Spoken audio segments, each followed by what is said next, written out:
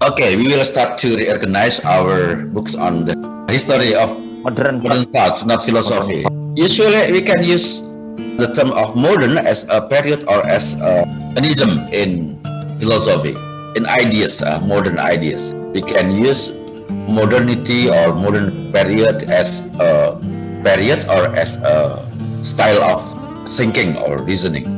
But in order to recognize our book now, we will use not as a Wikipedia, but we use as the general trends, the general trends in every decade. In our new updated book, we will add some of influential thinkers. So we have to reorganize this book, and we don't use the postmodern era because postmodern is not a kind of era, but a style of thinking or reasoning or style of discourse. So that is why the term we will use here is the age of information. Okay, do you agree? Yes. Yes. Right. So absolutely. The last age in this book will be entitled The Age of Information. Okay, here is the process of our reorganizing the book. Okay, here we have introduction to the history of modern thoughts, the concept of modern being compared to other concept, for example, or classic, ancient, or postmodern, or maybe late modern or early modern, and the plan of the book or the systematics of the book. The first part deal with the age of adventure. Usually, the age of adventure refers to not only adventure in geographical matters, but also in philosophical or in thinking, in thinking or in knowledge, in science. And here we have Leonardo da Vinci, Niccolo Machiavelli, Copernicus, Thomas More, Martin Luther, and John Calvin. The next age we call the age of reason, that refers to some of 17th century figures or thinkers. Consists of Bacon, Shakespeare, Shakespeare, Galileo Galilei, Galilei, and Thomas Hobbes, and Thomas Hobbes. Descartes, Descartes, father of modern rationalism.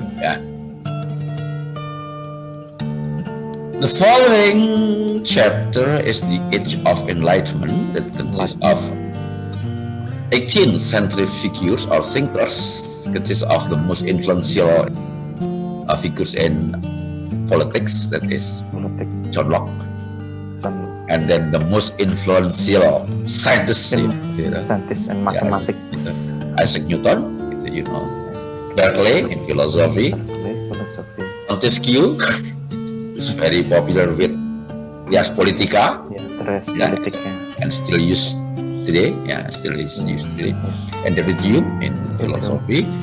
Rousseau, Rousseau is very influential in Romanticism. Social contract. Social contract, and also the concept of general will. Economic. The concept of general will. Criticism is on general will, which is reduced into will of all. And will of majority, absolute majority, and finally will of a simple majority. Adam Smith, he is very popular with his books. First on the theory of moral sentiment, and then the most influential next is Inquiry, the nature and the causes of the Well of Nation. His principles is invisible hand. Yeah. The next chapter, chapter 5, title of the chapter is The Age of Ideology. Refers to 19th century thinkers, that is of Immanuel Kant. He is a philosopher, especially in law. I think that Pramudia Anantatur is a good reader of Immanuel Kant. When he said seorang terpelajar harus adil sejak dalam pikiran. Itu menunjukkan bahwa Pram itu membaca Immanuel Kant. Karena dia membedakan antara hukum dengan etika. Dalam hukum itu seseorang itu dinyatakan bersalah apabila terbukti melakukan kesalahan itu. Tapi dalam etika itu berpikir saja itu sudah sebuah kesalahan. Berpikir untuk berbuat jahat itu sudah kesalahan. Ya. Makanya tadi saya sebut itu. Bentham, Bentham, the most influential figures in utilitarianism and hedonism. Hegel, we call him the philosopher. And then Comte, the father of sociology, especially. I think the position of Comte is like Pak Karno. Jadi Pak Karno itu memperkenalkan kata Pancasila, tapi tidak yang merumuskan yang dia gunakan sekarang. Sama dengan Comte ini, gitu ya. He introduced the term of sociology, but the institution sociology as a science actually is in the hand of Durkheim. But the term is from Comte. And then we have also here John Stuart Mill. John Stuart Mill is a philosopher of utilitarianism. And of course, he is also popular with the principle of inductive reasoning. Inductive reasoning. Some of social scientists use this approach as techniques of analysis and qualitative research. They are the method of agreement, the method of difference, the joint method of agreement and difference, and then method of residue, and the methods of concomitant variation. All of them. The most obvious statement, Salus Populi Suprema Lex Exto. Actually, the statement is not from John Stuart Mill, but I don't know.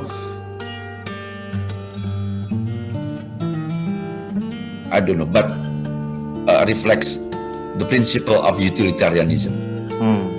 Salus Populi Suprema Lex Exto. Is that the welfare or the happiness of people should be the supreme law. And then the most influential scientist in biology, and finally also give an impact in politics, is Charles Robert Darwin. With his phenomenal books, The Origin of Species. The next influence of Darwin, we call it Neo-Darwinism or Social Darwinism. Social Darwinism. Because we are not men of biology. Because we are not a man of biology. So our focus will be on social Darwinism. How Darwinian principle of evolution give an impact to our public policy or even in political ideology. Just as we see in German with Hitler. Or forms of genocide.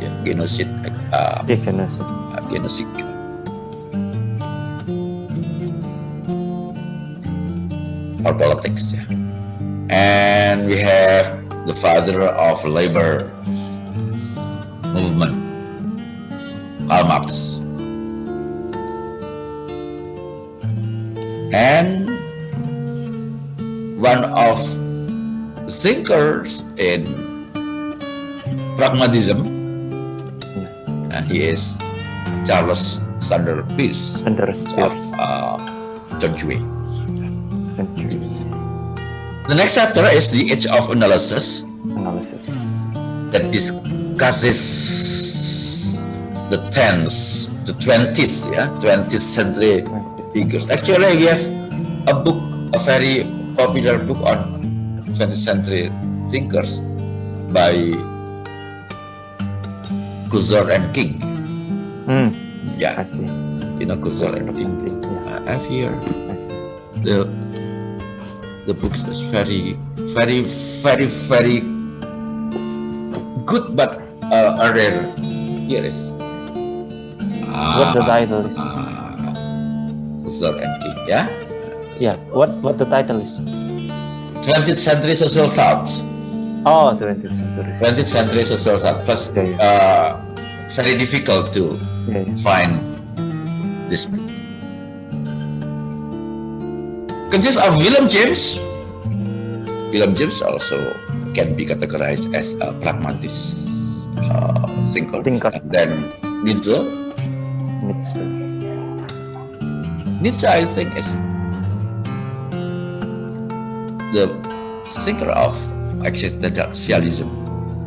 Yeah, existentialism. And Sartre learned much from Nietzsche. Sartre, and of course his girlfriend, Simone de Beauvoir. And then we have Sigmund Freud, the father of psychoanalysis, and the father of modern linguistics, Ferdinand de Saussure, and Edmund Husserl is father of phenomenology. Is that right? Yes. Yes. Right. Okay, phenomenology. John Dewey, philosopher of democracy, and then Einstein. Einstein, Scientist. very popular, but we only know by his statement that he is equal with MC. yeah, he is very popular with this the theory of relativity. But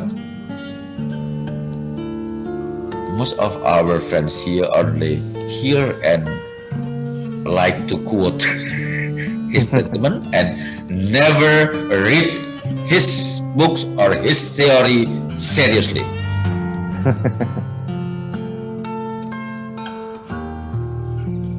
Do not take Einstein seriously. I think we need to write a book, for example, taking Einstein seriously. Yeah, because of what? Because we don't take Einstein seriously. Yes. After Einstein, we have Popper. Now I'm still the students of Popper through his assistants, Professor Joseph Agassi and Jeremy Sermer. Is still 10 or 11 meetings. The rest will be to 27 meetings. 27 meetings. Meeting consists of more or less 3 or 4 hours. And the late midnight.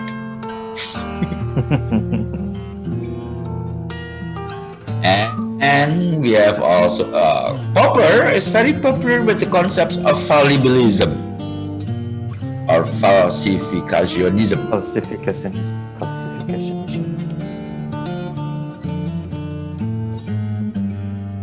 There's a very interesting discussion about the principle of fallibilism, Lukman.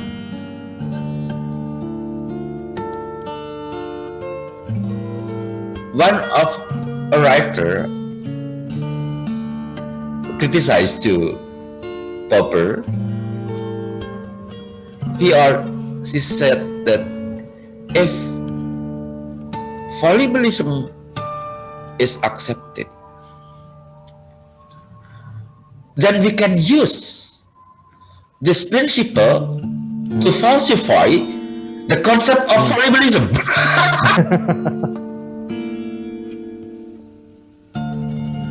You can explore a very smart answer by Mr. Luke, the admin of Karl Popper page. He said that to solve the problem is very simple. Fallibilism is only useful or can be used in empirical science, but not to philosophical assumption or principle.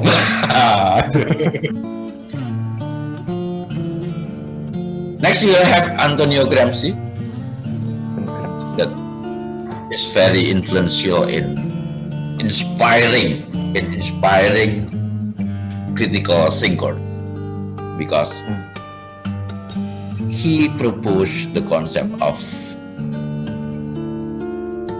cultural leadership or hegemony. Concept of hegemony and coercion.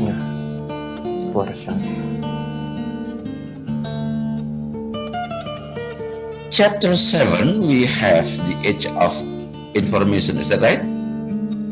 Yes. Yes. It refers to Absolutely.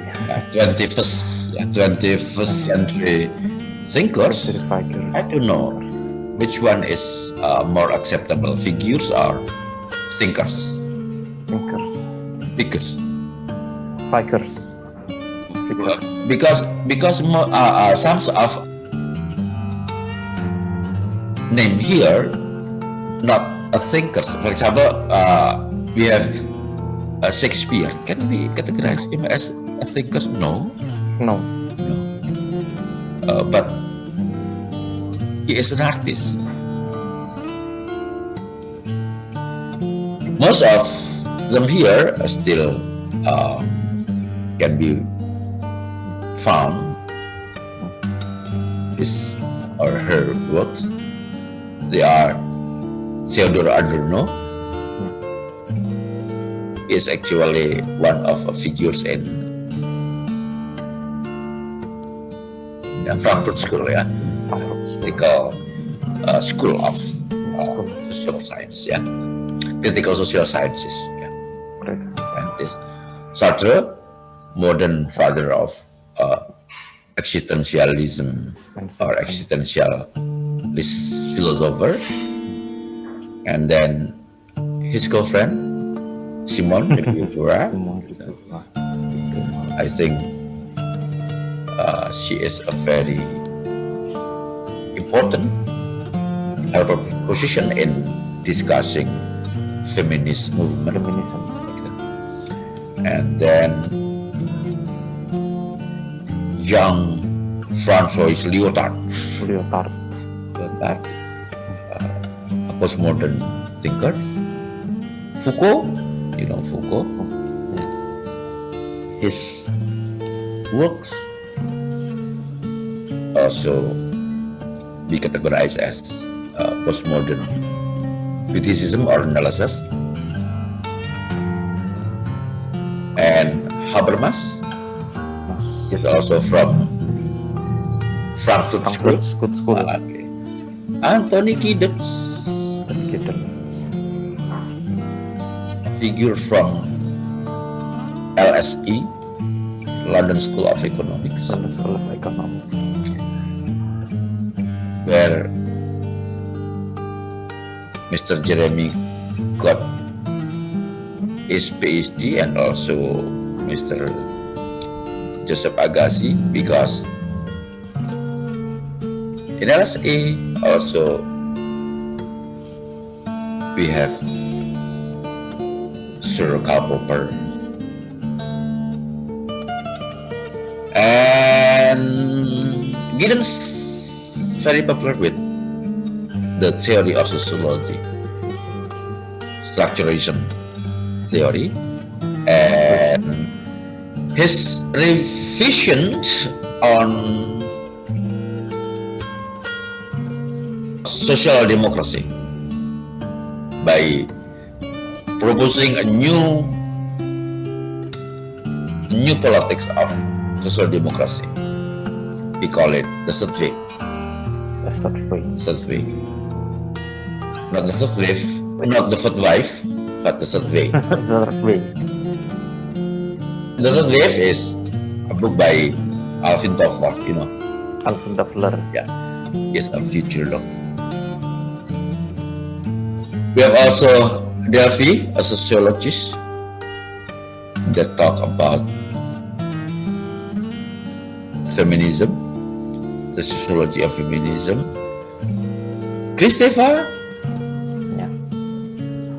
a postmodern analyst. Paulo Freire, Freire. a critical pedagogue. Jacob. Critical pedagogue from Latin America. Brazil. Okay. And Van Dyck, very popular with CDA, CDA. his family of critical theory. Frankfurt School. And the last, I don't know much about Nancy or Kodoro. Nancy Kotoro. Maybe you can mention more about her, because you are a student of literature. Well, bahasa Abang is not a student of literature. Yeah. I don't know what kind of person I am. What kind of person I am.